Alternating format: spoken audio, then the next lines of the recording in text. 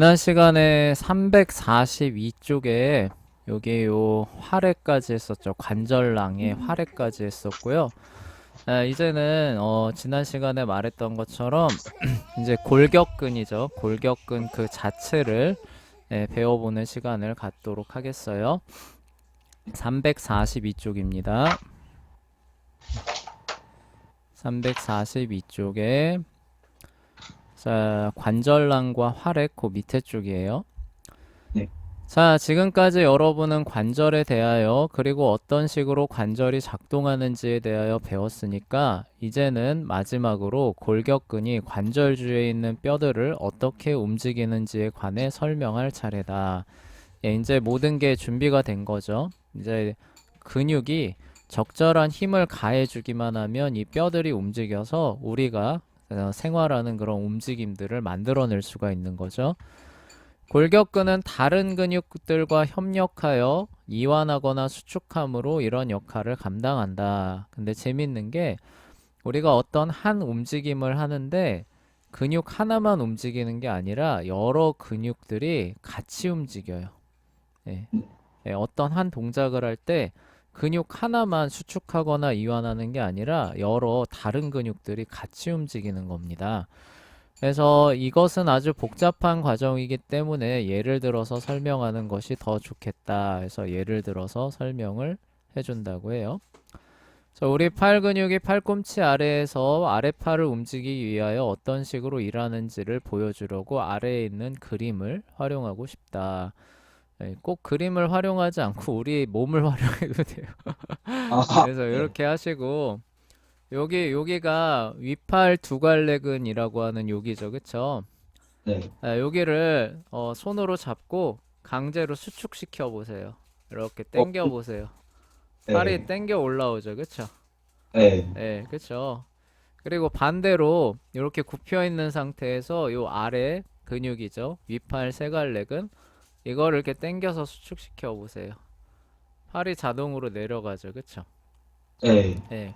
그러면은 올라올 때 얘만 활동하고 내려갈 때 얘만 활동해도 움직임이 무리가 없을 것 같죠, 그쵸? 네. 그런데 재밌게도 이게 반대로 작용해요. 우리가 팔을 굽힐 때 얘는 수축하잖아요, 그쵸? 네. 동시에 얘는 늘어나요. 아, 얘가 늘어나서 오히려 당겨 올려주는 겁니다. 그리고 어, 팔을 펼 때는 반대예요. 얘가 수축하는데 얘는 늘어나요. 그래서 움직임이 훨씬 더 뭐라고 해야 될까요? 수월하게 일어나는 거죠. 그러니까 하나의 근육이 해야 될 일을 두 개가 분담해서 하는 거잖아요. 그쵸? 예. 예, 그래서 이게 굉장히 오히려 더 쉽게 작용이 가능한 건데 문제는 뭐냐면은 이렇게 움직이려면은 근육이 동기화가 돼야 된다는 거예요. 만약에 엇박자가 나면 어떨까요? 그렇죠. 아누락. 예, 예를 들어서 얘가 이렇게 당겨 올려주려고 얘는 수축하는데 얘가 이전에 팔을 폈던 기억이 늦게 작동을 하면서 얘도 같이 수축을 하는 아, 그럼 우측하고 거예요. 예, 있어요. 둘 다 수축하면은 못 올라오겠죠, 그쵸? 네. 얘는 끌어올리려고 하고 얘는 끌어내리려고 하니까 두 개의 평형이 일어나면서 팔이 안 올라가 버리겠죠, 그쵸?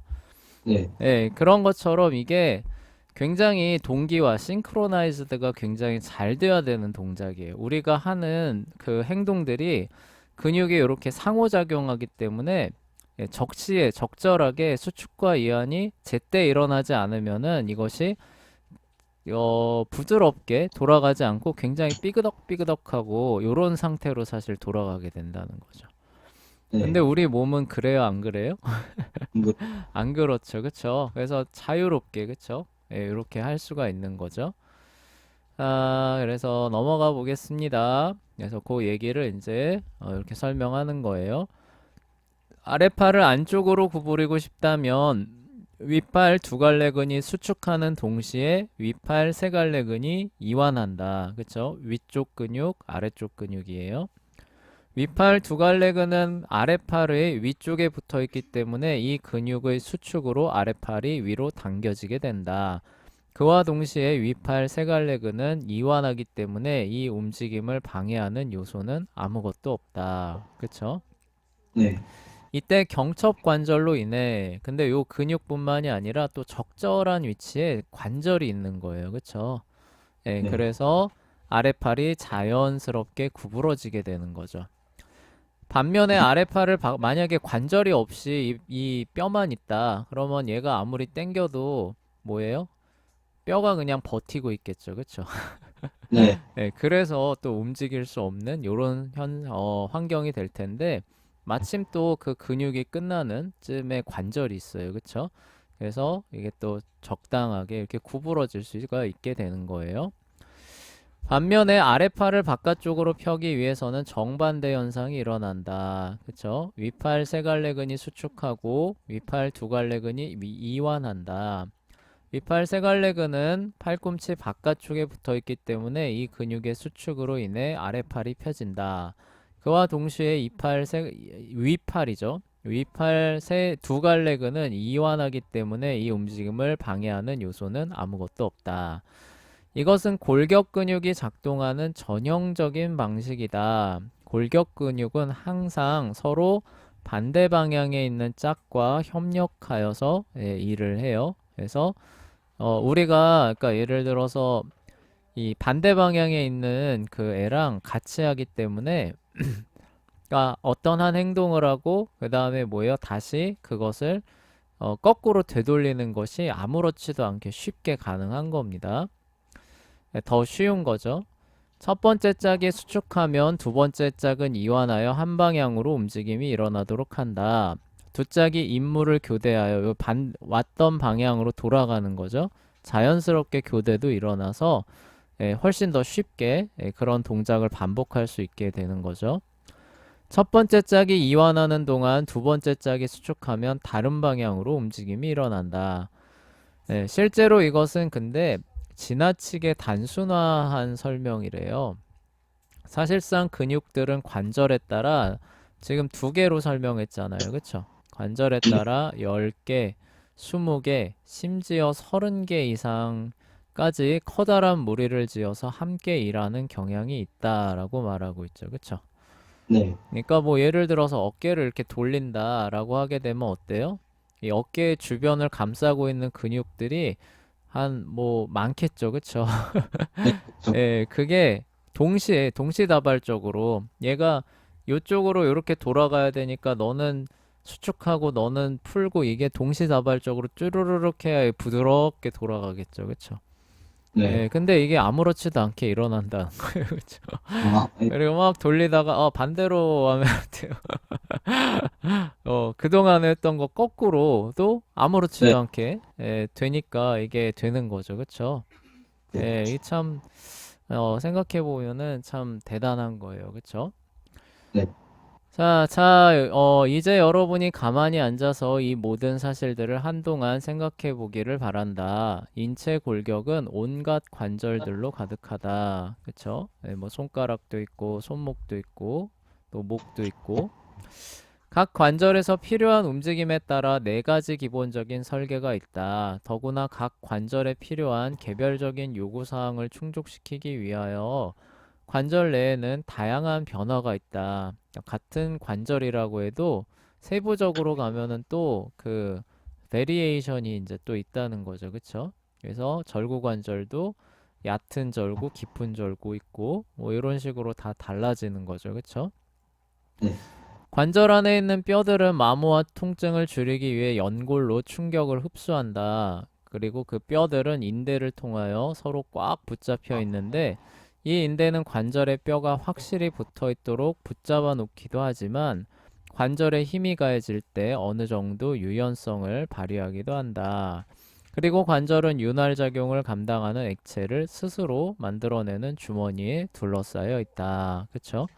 그래서 우리가 뭐 기름 기계에 칠 때 자전거 같은 거 기름 쳐서 열심히 타다 보면 어때요? 삐걱삐걱 소리 나서 네. 또 그렇죠. 해주고 또 해주고 수동으로 계속 해줘야 되잖아요. 그쵸? 근데 우리 네. 몸은 어때요? 적당한 양을 항상 이렇게 관절낭에서 만들어서 분비를 해주는 오토 시스템이죠, 그쵸? 오토 시스템. 예, 오토 시스템이에요, 그쵸?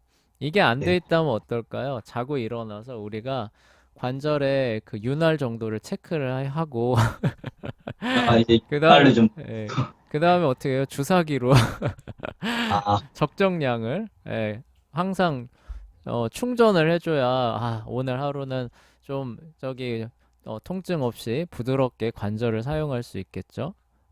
참 그런 거 생각해 보면 참 감사해요. 신경 쓰지 않아도 그런 것들이 항상 준비 상태로 있죠. 마지막으로 관절은 다른 근육들과 협력하여 작동하여 움직일 수 있다. 때때로 이 근육들은 짝을 이루어 움직이기도 하지만 우리가 움직이는 수많은 움직임은 30개 이상의 개별적인 근육의 연합된 움직임을 요구하기도 한다. 그렇죠? 30개 이상이 같이 협업을 하는데 굉장히 세밀한 그 작업까지도 가능하죠. 그래서 네, 그거 그 들어본 적 있어요? 일본의 어떤 그 예술가가 정말 극히 작은 그림을 그리는 거예요. 그래서 선생님 기억에 그 쌀알 있죠, 쌀알. 네, 쌀알 하나에다가 이렇게 우리가 그 볼 수 있는 진짜 확대하면은 진짜 그림 같은 거예요. 근데 그 네, 쌀알 하나에다가 이렇게 해가지고 그리는 거예요, 수기로. 네, 네. 자기 손으로. 그 정도도 제어가 가능한 거죠, 그쵸? 그러니까 네, 이게 뭐 거의 그 눈으로는 보이지 않는 움직임이에요. 그쵸?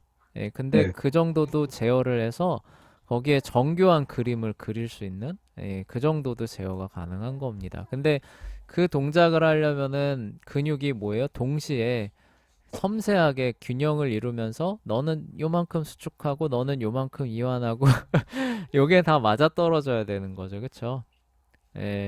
그런 부분들이 가능하다는 게 참 놀라운 거죠. 자, 지금까지 응용과학이 이토록 놀라운 것을 만들어낸 적이 있는가? 물론 아니다. 예를 들어 자동차를 생각해 보라. 마치 관절에 있는 뼈들이 서로 맞다 마찰하는 것과 같이 자동차에는 서로 맞다 마찰하는 여러 부품들이 서로 협력하여 움직인다. 그래서 소모품 맨날 갈아주잖아요. 그쵸? 네. 자, 그러나 이와 같은 부품들은 뼈들처럼 충격을 흡수할 수가 없어요. 근데 그 소모품에는 연골이 없죠. 그러니까 어때요? 한 3, 4년 쓰면은 소모품 교체하러 카센터 가서 교체하잖아요. 그쵸? 네, 그렇죠. 근데 우리는 다리 한 5년 쓰고 다리 교체하나요? 아, 왜요? 연골이 그걸 계속 충격을 일평생 흡수해 주잖아요. 얼마나 뛰어나요. 네, 그쵸? 네, 그렇죠. 만약 충격을 흡수할 수 있다면 자동차가 무서워져서 그렇게 자주 부품을 교체해야 할 필요가 없었을 것이다. 그쵸? 이렇게 나오죠. 네, 또한 마치 뼈들이 활액을 사용하는 것처럼 자동차는 움직이는 부품들의 윤활작용을 할 수 있도록 윤활유를 사용한다. 이거 아까 선생님 얘기한 거네요. 그러나 자동차는 그와 같은 윤활유를 만들어내지 못한다. 그래서 대충 일수 재가지고 그다음에 달려가는 컨디션 보고 적당히 또 주입을 해줘야 되죠. 대신 주기적으로 윤활유를 구입하여 엔진에 주입해야 한다. 관절은 스스로 활액을 만들어낸다. 자동차처럼 아무리 놀라운 기술 장치라고 해도 인체의 근육 체계와 골격 체계에 비하면 아주 원시적인 수준이다. 그쵸? 그러니까 그 종합적인 차원에서 보면은 굉장히 원시적인 거예요, 기계들이. 네. 그런데 그 원시적이긴 한데 그 설계 자체가 어느 한 방향에서 이 엄청난 힘을 내도록 무지막지하게 만들어진 아, 무슨 얘기인지 알겠죠? 그러니까 자동차랑 달리기 시합하면은 사람이 못 이겨요. 그쵸? 네, 그쪽에 무지막지하게 애초에 설계가 그렇게 돼 있거든요. 네, 그러니까 못 이기지만 우리가 대신에 갖는 장점은 뭐냐? 그러니까 예를 들어서 누가 더 빨리 오래 달리기를 자동차랑 겨룬다. 이러면 사람이 절대 못 이기겠죠. 그쵸? 네, 그런데 예를 들어서 사람이 하는 이런 그 놀라운 동작들을 예를 들어서 제자리에서 뒤로 돌기, 점프하기, 뭐 이런 거. 네. 예, 그리고 몸을 접어가지고 조금 면적을 줄였다가 몸을 쭉 펴서 면적을 넓혔다가 이런 거 네. 자동차한테 하라고 해라 하면 해요, 못해요? 못하죠. 못하죠, 그쵸? 그러니까 우리는 뭐라고 해야 되나요? 굉장히 다방면에서 만능으로 할 수 있는 그런 그 특징을 갖고 있는 거예요. 그러니까 우리 네. 몸을 적당히 환경에다가 맞춰오면은 뭐 그렇게 못할 게 사실 없는 거죠. 네. 예, 그에 반해서 사람이 만들어내는 그런 그 뭐라고 해야 되나요? 물건들, 작품들은 이게, 만능으로 돌아가지는 않아요. 네. 꼭 어느 하나에 이렇게 그 포커스가 맞춰져 있습니다. 그래서 뭐 요즘에 AI 하잖아요. 그쵸? 예, 네. AI 하는데 이 AI도 그 잘하는 부분이 얘네도 아직 만능이 아니에요. 그래서 잘하는 부분이 그 따로 맞춰져 있어요. 그걸 애초에 미리 세팅해서 그 뭐냐 그 뭐라 그러지? 세팅해서 이거를 그 배포하는 거예요. 네. 그래서 거기에 맞는 어떤 명령어를 내리면은 기가 막히게 합니다. 네. 예, 거기에 맞는 미리 잘 세팅되어져 있는 거기에 맞는 작업을 요구하면은 사람보다 훨씬 잘해요. 네. 예, 근데 거기에 세팅되어 있지 않는 무언가를 요구를 하면은 얘가 갑자기 바보가 됩니다. 아, 예, 뭐 이상한 짓을 막 하기 시작해요. 말도 안 되는. 예, 그에 반해서 사람은 어떠냐? 정말 말도 안 되는 생전 처음 접하는 어떤 그 요구나 말을 들어도 처음에 좀 멍하죠. 어버버 할 수 있죠. 근데 조금 시간 지나고 조금 대화하다 보면은 금방 아, 이게 뭔가라는 거를 눈치를 채요. 예. 네. 그래서 거기에 맞게 또 적응을 합니다. 네. 이게 사람이 갖고 있는 그 뭐라고 해야 되나요? 장점이라고 해야 되나요? 특징이에요. 그러니까 아, 사람은 다방면이에요. 다방면. 그러니까 네. 그 어떻게 보면 못하는 게 없는 거예요. 네. 네, 대신에 어느 하나에서 1등이 되기는 어려워요. 특징 자체가 그래요. 예, 네. 대신에 어느 방면에든지 이제 가서 너희가 이제 그 일정 수준의 퍼포먼스를 발휘해라. 그러면 얼마든지 할 수 있습니다. 그래서 예를 들어서 그, 그, 사람이 이렇게, 일을 할 때 몸으로 하는 육체 노동도 하는 사람도 어느 정도 가르치면은 행정과 관련된 일도 할 수 있죠. 그쵸? 네. 예, 뭐 서류, 문서 이런 것도, 물론 좀 어렵긴 하겠지만, 안 하던 사람이 하면 어렵긴 하겠지만, 그래도 계속하면 합니다. 근데 기계 같은 경우를 생각해 보세요. 예를 들어서 우리 방바닥 청소하는 로봇 청소기가 있어요. 네. 로봇 청소기가 있는데 얘한테 야, 너 렌즈 있고 이렇게 볼 수 있잖아. 그러니까 이 문서를 해독해서 나한테 좀 설명을 해줘봐. 그리고 정리를 해봐. 그럼 할 수 있을까요? 없을까요? 없죠. 못해요. 근데 집안 청소하시는 그 이제 그 아주머니가 이제 만약에 오셔서 물론 그러면 안 되겠지만 이분은 이제 설거지 해주시는 분이에요. 설거지 해주시는 분한테 아 여기 좀 서류 좀 이거 좀 분류 좀 해주실래요? 하면은 그 대충 서류 뭐 이렇게 그 종류 알려주고 분류해 주실래요? 하면은 어때요? 일단, 그냥 하시죠, 그쵸? 예. 그러니까 뭐 그걸 위해서 뭐 미리 세팅을 하고 뭐 학습을 하고 안 해도 되잖아요. 그쵸? 예, 네. 그러한 차이점들이 나오는 거예요. 네. 그래서 그러한 부분들이 여기서도 이렇게 잘 나타나고 있죠. 그래서 굉장히 놀라워요. 그쵸? 그런 어떤 섬세한 그런 작업들 이런 것들이 아무런 그런 어떤 사전 그런 거 없이 돌아가도록 하나님께서 자, 다방면으로 어느 정도 이상의 퍼포먼스를 낼 수 있도록 만들어 주신 게 사람이 되는 건데 이제 그렇게 하다 보니까 이제 어려움이 있잖아요. 일정 레벨을 넘어가는 건 어려움이 있잖아요. 그러니까 네. 사람이 그거를 해결하려고 그 부분에 맞게 적응, 훨씬 더 그 퍼포먼스를 크게 발휘하되 나머지 다른 것들은 어때요? 싹 다 무시해 버리는 거죠. 아, 예, 그렇게 그 기계가 만들어지는 거예요. 무슨 얘기인지 알겠죠? 그쵸? 그래서 그거 네. 하나만 딱 따와가지고 그 부분에서 무지막지한 성능을 발휘해서 내가 그 하지 못하는 그 부분들을 대신 수행하도록 만들어내는 게 기계인 거예요. 네. 예, 그래서 이제 여러분이 이제 앞으로 살아가야 할 이제 그 시대는 이제 AI가 이제 아마 로봇하고 결합이 되는 시대일 거예요. 예, 그러면은 이제 여러분들이 이제 로봇을 비서처럼 부리면서 살아가야 되는 그런 시대인데, 예, 그 시대에 이제 요 선생님이 한 얘기를 잘 기억하세요. 아, 내가 부리는 요 비서는 어느 한 부분에서는 나보다 뛰어날 수 있지만, 이거를 다른 분야와 연계시켜가지고 생각하는 부분들은 나보다 못할 수 있다. 사전에 미리 세팅이 되어 있지 않다면은 못할 수 있다라는 거를 항상 염두에 둬야 돼요. 네. 예, 그래서 우리에겐 너무나 당연한 일들을 얘네가 못할 수 있다라는 것들을 염두에 두고 예, 걔네들을 이제 이렇게 예, 잘 부리면서 예, 살아가시면 될 것 같아요. 뭐 이건 이제 미래 시대 얘기고 여러분이 아마 결혼해서 아이들 낳을 때쯤 돼도 될까 말까한 그런 얘기예요. 예, 근데 이제 로봇 얘기 나와서 그 얘기를 예, 부가적으로 예, 한 겁니다. 자, 혹시 로봇팔을 구경한 적이 있는가? 여러 산업 분야에서 반복적인 임무를 계속 되풀이하여 수행하기 위하여 로봇팔을 활용한다. 이것도 마찬가지죠. 예, 이 무지막지한 퍼포먼스를 사람이 계속 낼 수는 없잖아요. 그쵸? 다방면의 일은 할 수 있지만, 그러니까 사람이 로봇팔을 만들어내는 거죠.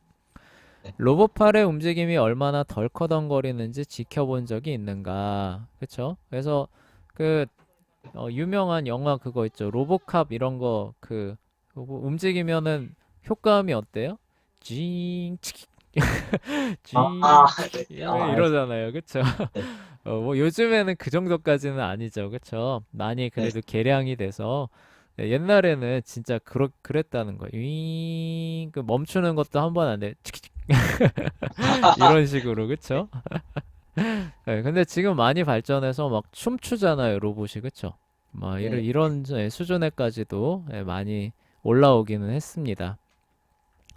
자, 그 이유는 로봇팔을 제어하는 유체 역학이 근육만큼 부드럽거나 효과적이지 않기 때문이다. 또한 로봇팔을 움직이는 데 필요한 에너지는 우리 팔을 움직이는 데 필요한 에너지보다 수천 배나 더 많이 든다. 같은 동작을 하는데 에너지 소모량이 훨씬 더 크다는 거예요.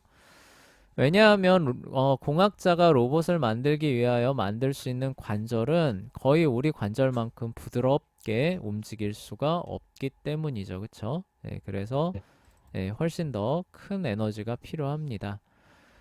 결국 인체 근육 체계와 골격 체계는 훨씬 더 효과적이고 우아한 움직임이 가능할 뿐 아니라 응용과학자들이 만들어내는 최고의 기계 장치보다 훨씬 더 낮은 수준에서 에너지를 소비한다. 근데 춤추기는 하는데 그 춤 동작도 잘 보면은 좀 단순해요. 아직까진. 그쵸? 네. 예. 그막 이렇게 진짜 고난이도 우아한 동작까지는 아직은 못하죠. 그래도 대단하긴 해요. 그쵸? 이와 같은 사실에도 불구하고 인체가 근데 그것조차도 이거 하나 빼먹을 뻔했는데 근데 그것조차도 어떻게 만들어낸 건지 알아요? 아니요. 그 공학자들이 순수하게 설계한 게 아니라 인체를 그조차도 본따서 만든 거예요. 아, 인체를 예, 못했어. 그조차도 인체가 이러이러하게 작동하니까 그거를 모방해서 로봇도 요러요러하게 만들어내면은 저런저런 동작이 어느 정도 가능하지 않을까 하는 차원에서 만들어내는 겁니다. 네. 몰랐죠? AI도 마찬가지예요. AI도 그 우리가 흔히 인공신경망이라 그러잖아요. 그쵸? 네. 예, 그것도 우리 그 뇌의 구조를 모방한 거예요. 예, 아, 모방해서 대충 완전하진 않지만 대충 모방해서 이런 식으로 작동하니까 저러저러하게 하면은 대충 사람이 그 학습하는 거를 모방할 수 있지 않겠느냐 해서 만들어낸 거예요. 네. 예, 그래서 자세히 보시면은 로봇이나 그런 어떤 뭐 AI 인공지능 이런 것들이 대단하기는 하지만 다 알고 보면은 사람 모방한 겁니다. 네. 그리고 한 분야에서만 대부분 뛰어나다는 거예요. 그쵸? 네. 그리고 미리 세팅된 한 분야가 아닌 다른 분야로 가면 바보가 되는 특징들이 있는데 사람은 그렇지 않다라는 것들을 잘 이해를 해 두시면 돼요. 자, 이와 같은 사실에도 불구하고 인체가 진화의 결과이며 그것도 무작위적인 우연으로 생겨난 결과라고 믿는 과학자들이 있다. 잠시 이것을 곰곰이 생각해 보라. 내가 여러분에게 자동차 한 대를 보여주면서, 그러니까 공학적인 차원에서 보면은 인간의 인체보다 훨씬 더 떨어지는 레벨이죠. 그쵸? 고물 처리장을 통과한 태풍으로 인해 생겨났다고 말한다고 가정해보라. 내가 고물 처리장에 있는 모든 고물들이 우연히 아주 적절한 방식으로 서로 조합되어 자동차 한 대가 완성되었다고 말한다고 가정해보라. 과연 누가 이 말을 믿을 수 있겠는가? 물론 아무도 없다. 이 자동차는 너무나 세련된 디자인이어서 무작위적인 우연의 산물이라고 도저히 생각할 수 없다. 그렇다면 자동차보다 훨씬 더 우아하게 설계된 인체를 제대로 연구한 사람이 도대체 어떻게 그것을 진화의 결과라고 믿을 수 있단 말인가? 그쵸? 그래서 합리적인 차원에서 생각을 해도 창조라고 믿는 게 훨씬 더 낫다는 거죠. 그쵸? 네. 그런데도 진화라고 생각한다는 거는 결국 진화론 자체도 종교적인 차원에서 작동하고 있다라는 그런 얘기가 될 거예요. 계속 얘기했던 얘기죠. 다시 얘기하고 있어요. 이 저자분이 344쪽에 이제 민문이근과 가로문이근으로 넘어가 볼게요. 그러니까 골격근한 거예요. 뼈를 움직이는 근육을 한 건데 우리 몸에는 뼈를 움직이는 근육 말고도 근육의 종류 두 개가 더 있다고 했어요. 네. 재현아 뭐하고 뭐였죠? 어, 그, 근육이요? 근육이 우리가 뼈를 움직여서 거동할 때 사용하는 근육이 있고 두 개가 더 있다 그랬어요. 이거는 뼈를 움직일 때 사용한 근육은 아닙니다. 알았는데, 그거, 네. 그, 심장 같은 거를 딱 그쵸. 보여주. 심장 근육이 하나 있죠. 그쵸? 네. 심장 근육은 뼈를 움직이는 근육이 아니죠. 그쵸? 우리가 움직여 다닐 때 사용하는 근육이 아닙니다. 우리 맘대로 조정할 수 있는 근육도 아니죠. 그쵸? 그래서 네. 그게 종류가 달라요. 또 하나 네. 근육이 있었는데 그게 뭘까요? 속에 있는 근육은. 그쵸. 내장 근육이죠. 위나 장 같은 아, 애들이에요. 그래서 음식물을 소화할 때 움직이는 근육이 있는데 그 근육은 이제 이 민문이근, 다른 이름으로는 평활근이라고도 해요. 그리고 가로문이근은 이제 심장근, 심근이라고 합니다. 그 두 가지를 이제 또 공부해보자라고 하고 있어요. 아마 요번 시간에 요걸 다 나가지는 못할 거고 시간이 되는 데까지만 나가겠습니다. 민문이근은 구조와 기능에서 골격근과 아주 다르다. 그쵸? 골격근은 뼈를 움직이기 위한 근육이고, 민문이근은 소화를 하기 위한 내장 근육이잖아요. 그러니까 구조와 기능이 다를 수밖에 없죠. 네. 그 이름이 암시하는 것처럼 민문이근은 골격근보다 훨씬 더 부드럽다. 부들부들하대요. 근육인데, 우리가 이렇게 근육 만져보면 어때요? 굉장히 탄탄하잖아요. 그쵸? 네. 그런데 훨씬 더 부들부들합니다. 네. 현미경으로 살펴보면 골격근 조직에는 거친 줄무늬 모양이 있다. 그쵸? 그래서 우리가 닭가슴살 이런 거 보면 어때요? 이렇게 쭉쭉 이렇게 있잖아요. 네. 한편 민무늬근은 부드러운 데다가 줄무늬가 보이지가 않는다고 해요. 그쵸? 민무늬근은 그리고 뼈에 연결되어 있지도 않습니다. 대신 민문익은 조직은 우리 몸에 있는 기관들이 제대로 작동하도록 조절하는 여러 층을 형성한다고 해요. 내장을 얘기를 하는 거죠. 예를 들어 우리가 음식을 섭취할 때 무슨 일이 일어나는지 생각해 보라. 우리가 섭취한 음식이 위장으로 내려간다. 앞으로 이어지는 단원에서 이것에 대해 자세히 배우기 때문에 지금은 그런 일이 어떻게 일어나는지를 장황하게 늘어놓고 싶지 않다. 다만 음식이 위에 도달했을 때 무슨 일이 벌어지는지에 관해서만 이야기하고자 한다. 예, 요거 끝나고 여러분 점심시간이잖아요. 그쵸? 네. 예, 이제 곧 여러분의 뱃속에서 벌어질 일들입니다. 예, 위는 자신의 기능을 다하기 위해 음식을 거세게 휘저읍니다. 그러니까 오면은 음식이 가만히 있는 게 아니라 얘를 막 이렇게 그 뭐라고 해야 되나? 예, 이렇게 무슨 얘기인지 알겠죠? 그쵸? 아, 네. 예, 이렇게 그쵸? 마치 믹서기처럼 이렇게 한다는 거예요. 예, 위 속에 있는 액체와 음식을 혼합한다. 그리고 이제 위에서 분비되는 그런 액체와 음식이 잘 혼합되도록 이렇게 계속 이렇게 휘저어 준다는 거죠. 네. 어떻게 이런 일이 이루어지는가? 그것은 윗속을 가득 채우고 있는 민문이근의 활동을 통하여 이루어지는 거죠. 그쵸? 그래서 네. 위가 이렇게 있으면은 이제 위가 기본적으로 이렇게 있잖아요. 그쵸? 네. 음식이 오면은 여기에 이렇게 쌓입니다. 기본적으로. 근데 네. 얘가 가만히 있으면 여기 계속 쌓여 있겠죠. 그쵸? 네. 근데 어떻게 되는 거예요? 얘가 이렇게 들어 올리고 얘는 내려가고 이렇게 되면 어때요? 여기 있는 음식이 여기로 넘어가고 하면서 이렇게 돌고 돌고 돌고 돌고 하면서 섞이겠죠. 그쵸? 네. 네, 그러니까 여기 있는 근육들이 어떻게 해요? 이런 식으로 계속 움직여 줘야겠죠. 그쵸? 네. 예, 요런 일을 이제 한다는 얘기예요. 아, 네. 예, 수축과 이완을 하면서 이렇게 된다는 얘기입니다.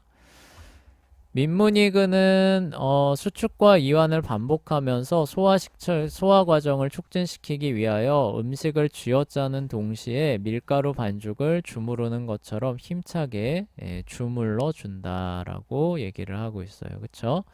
네. 밀가루 반죽 주무르는 거 해봤나요? 해봤죠. 예, 그쵸. 그런 거 하는 것처럼 이렇게 주물 해준다고 해요. 네.